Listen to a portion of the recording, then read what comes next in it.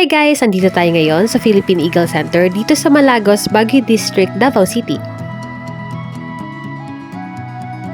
Ang Philippine Eagle Center ay isang 8.4 hectare land within the Malagos watershed.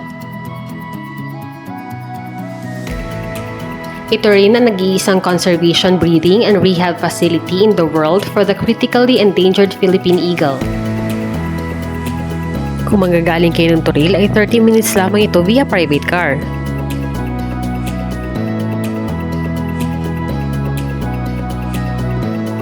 At dahil fruit season ngayon dito sa Davao ay hindi namin pinalagpas na kumain ng durian.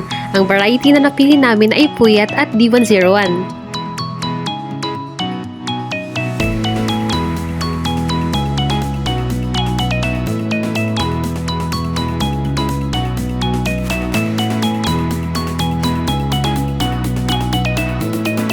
Alam niyo ba na noong 1965 ay tinalagang endangered species ang Philippine Eagle?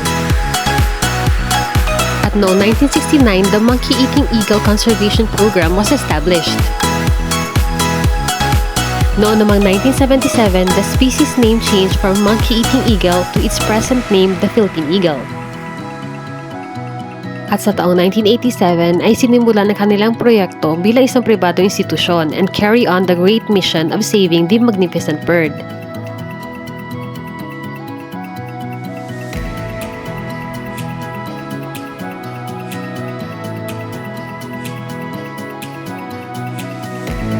Ano nga ba ang pwede makita sa loob ng center? Sa loob ng Philippine Eagle Center ay makikita ang incubation and rearing laboratory. Meron din silang Raptor Garden, Eagle Dome, Rainforest Walk at Monkey Island. Pagpasok pa lang ay nagbayad kami ng 5 pesos para sa environmental fee at 150 pesos naman para sa day tour.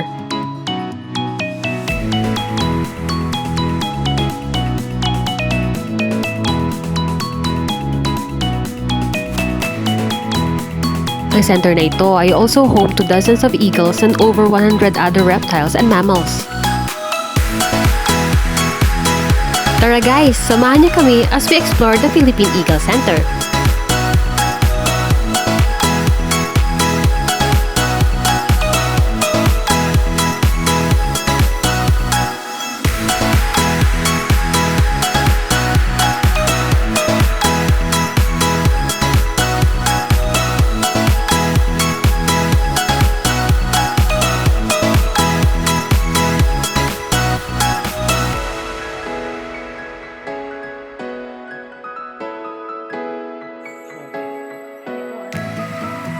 Dito niyo rin matatagpuan ang sikat na agila na si Vigo. Siya ang mukha sa likod ng 1,000 peso bill. Ang Philippine Eagle ay isa sa pinakamalaking forest raptor in the Philippines and the country's national bird. It is one of the rarest eagles in the world and can only be seen in 4 islands in the Philippines, namely Luzon, Samar, Leyte, and Mindanao.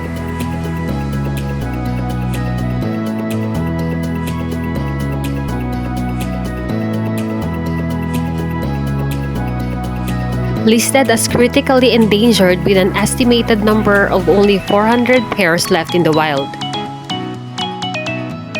The Philippine Eagle has 7 feet wingspan at 3 feet naman ang kanilang height from the tip of its crown feathers to its tail. Blue-gray ang kulay ng kanilang mga mata and they can also see 8 times clearer than human beings. Kaya nilang mabuhay ng up to 40 years in captivity and much less in the wild. Mahalaga na pangalagaan natin at protektahan ang ating Philippine Eagle dahil this rare and majestic bird species can only be found nowhere else but in the Philippines. Losing the species to extinction would also mean the world losing a precious biological heritage.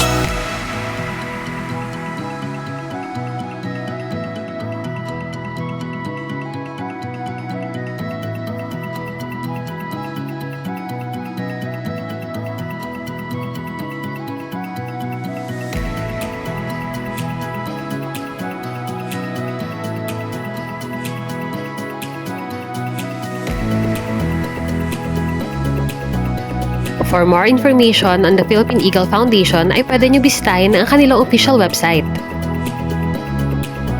Pwede rin kayong magpabook ng tour especially sa may mga big groups.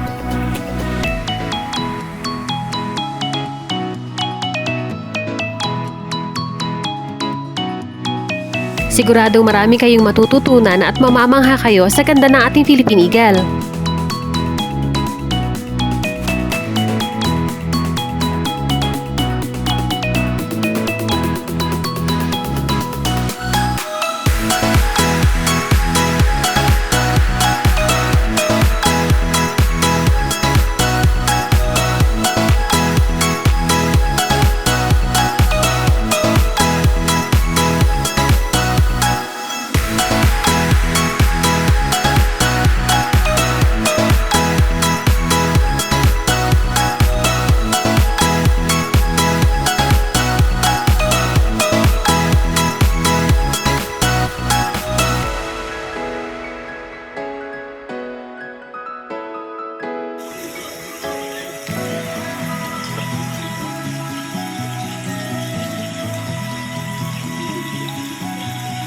Meron din silang souvenir shop sa loob at labas ng center. Dito na po nagtatapos ang ating tour. Thank you for watching. God bless and take care everyone!